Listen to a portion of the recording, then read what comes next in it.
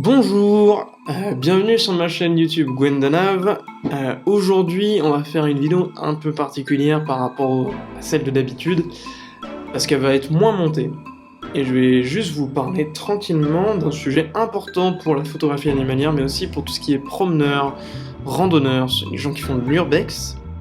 C'est la trousse de secours. Je viens d'éclater la table. Ok, c'est pas grave. Voilà, on va faire un peu la liste de ce que je mets dans ma trousse de secours, et comme ça, pour ceux qui voudraient se mettre à toutes ces activités-là, bah, vous aurez un listing de ce qu'il faut, non, de ce que vous pouvez mettre dedans. Après, libre à vous de le faire, mais bon. En tout cas, moi, c'est ce que je préconise, et en tout cas, pour l'instant, je ne me suis jamais retrouvé en manque de quelque chose. Voilà. Donc d'abord, ma trousse de secours à moi. Pourquoi elle a cette forme? Vous en trouvez de plein de formes très différentes. Moi, c'est juste un système MOL, donc c'est un système militaire. Attention, je suis pas très fan de l'armée, mais là, c'est quand même bien pratique. Il y a quand même des choses intéressantes à prendre.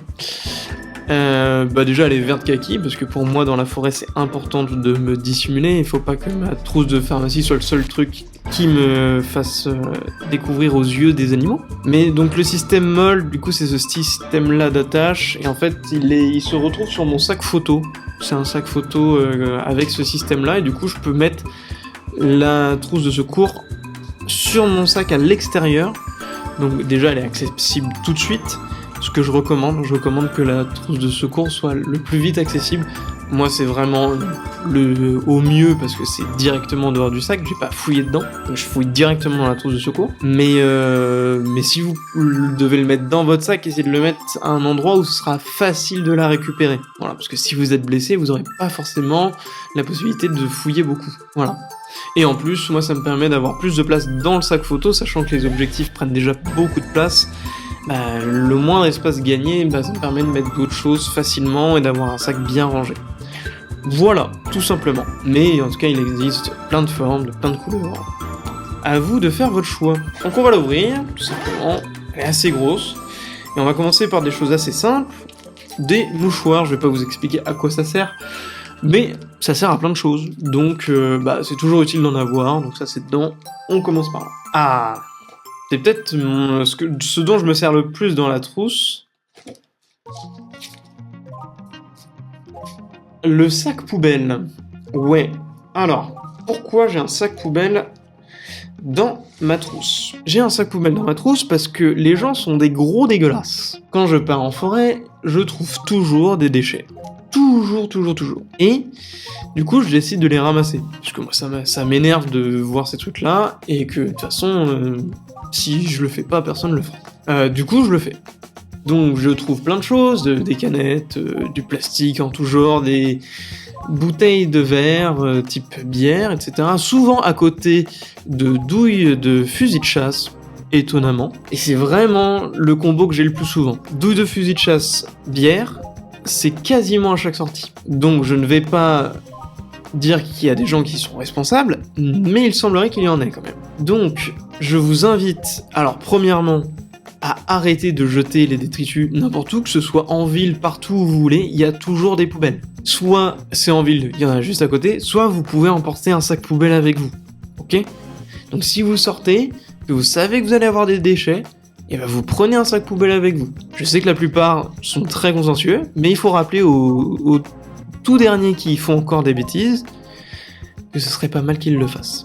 Mais sinon, vous emmenez quand même un sac poubelle, parce que si vous en croisez, vous pouvez les ramasser. C'est pas parce que c'est pas moi qui les ai mis dehors que je vais les laisser, donc j'ai ce sac poubelle, et en plus, si jamais ça peut toujours me faire un kawaii, ça peut toujours servir.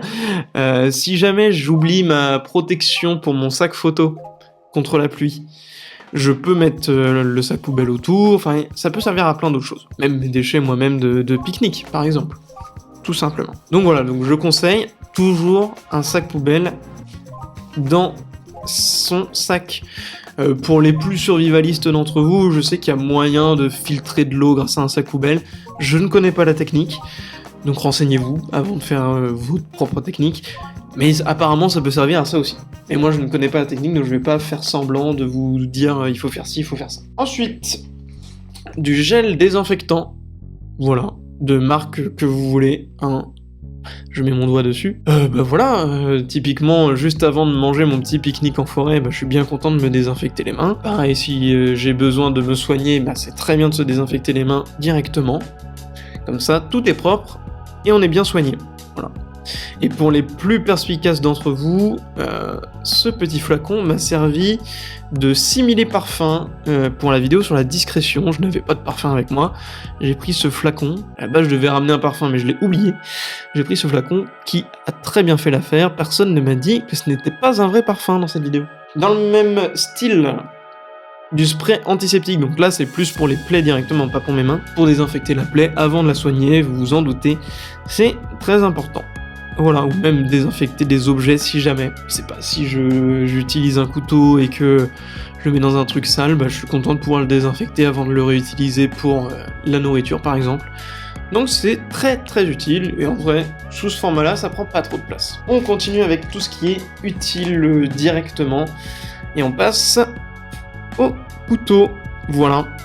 Donc c'est un couteau tout simple, hein. Il a juste... il a une espèce de scie.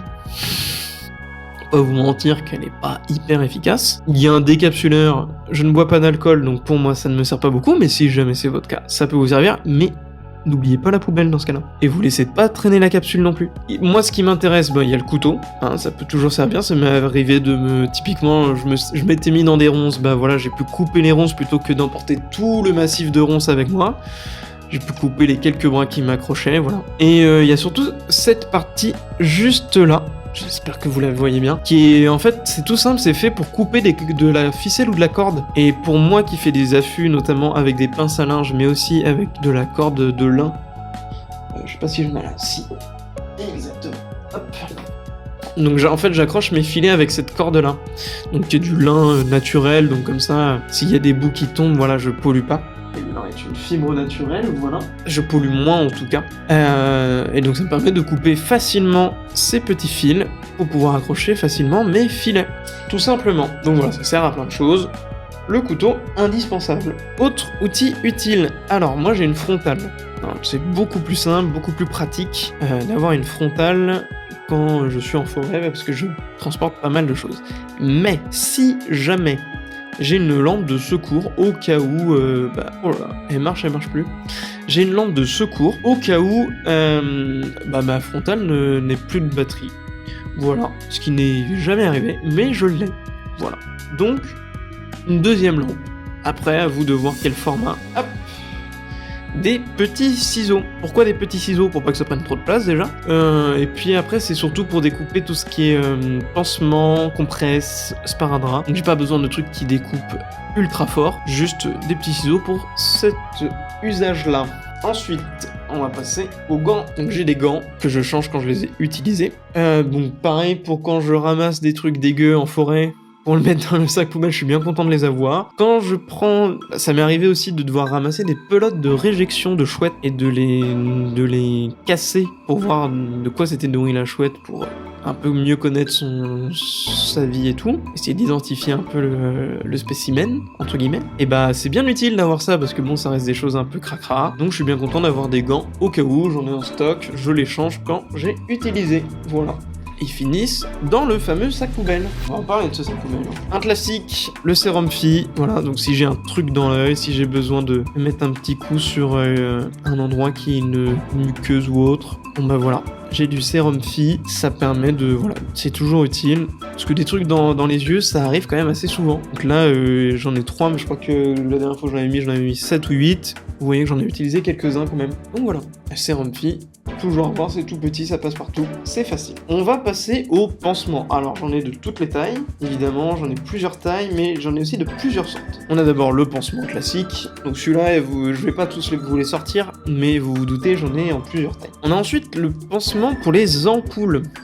Alors ça, entre guillemets, c'est pas indispensable, mais pour éviter d'écourter trop vite une sortie, ou de au moins finir la sortie dans un bon confort, c'est quand même vachement pratique. Et notamment pour moi qui fait de la photographie animalière. C'est bête, mais avoir une ampoule, ça fait qu'on marche moins discrètement, ça fait qu'on souvent on marche plus vite parce qu'on veut vite rentrer, et du coup on risque de plus déranger. Donc en fait c'est tout bête, mais être dans le confort avec un petit pansement sur son ampoule, bah c'est tout bête, mais ça permet de aussi de pas déranger les animaux.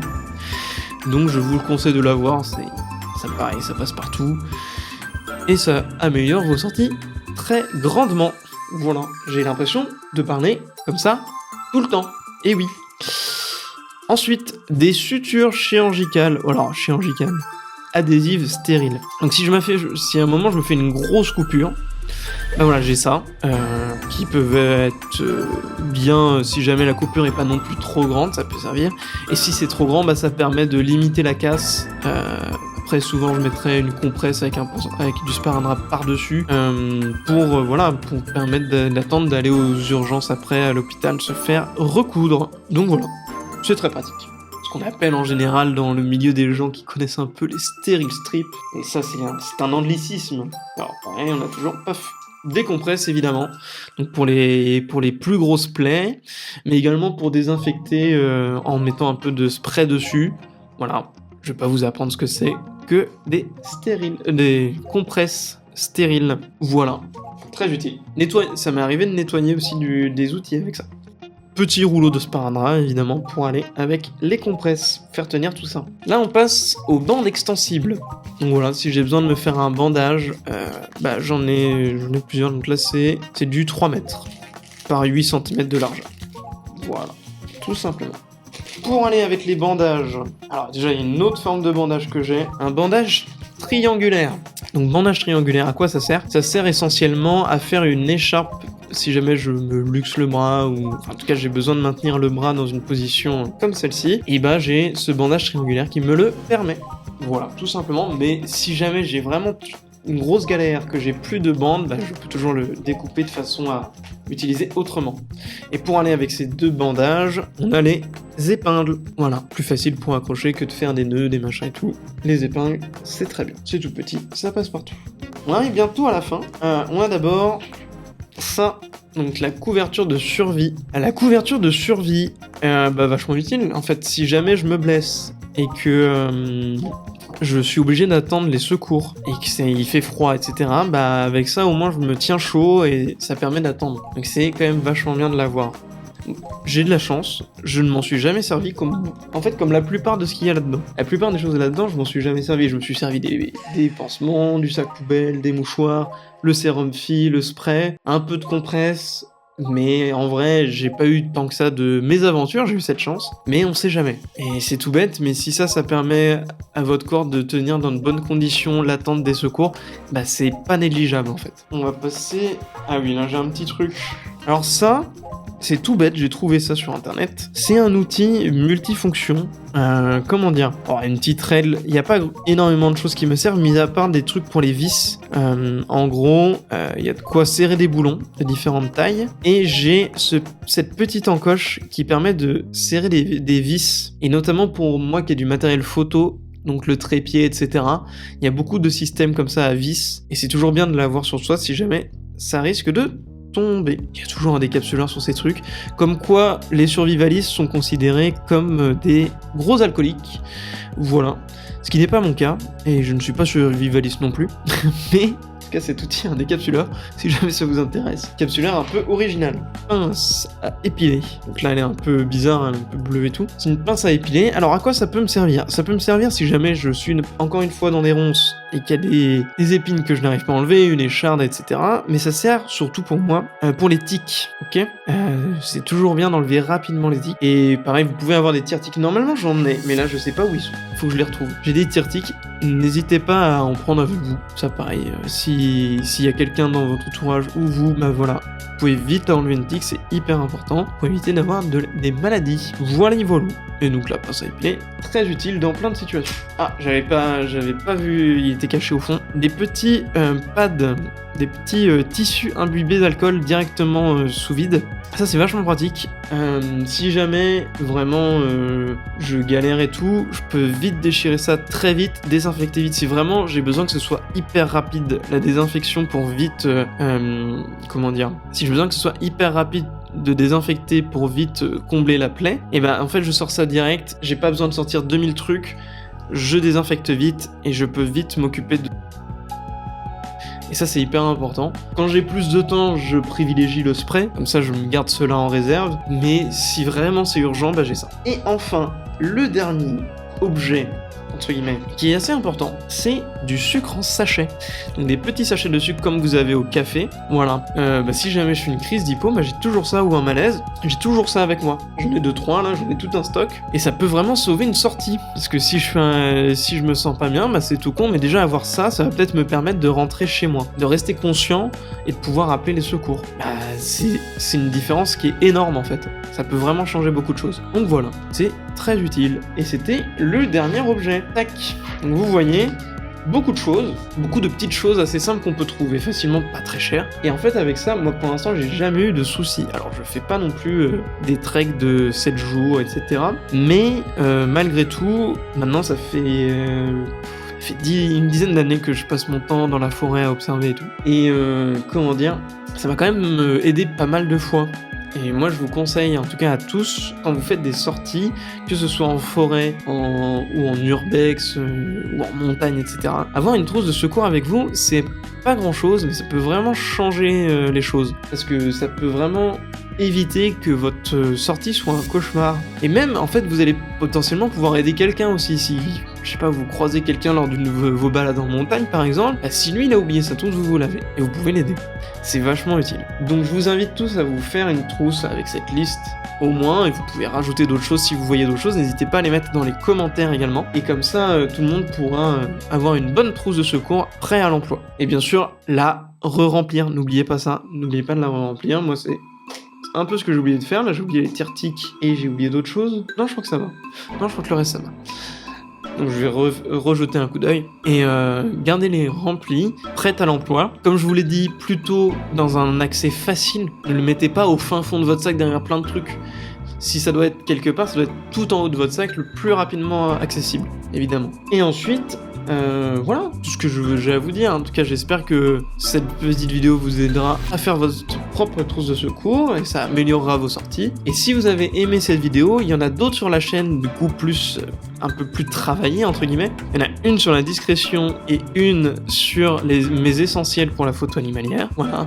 Il va y avoir d'autres formats plus travaillés. Là, justement, c'est l'avantage de cette vidéo, ça me permet d'avoir pas mal de temps pour travailler une autre vidéo un peu plus conséquente, avec plus de cuts, etc.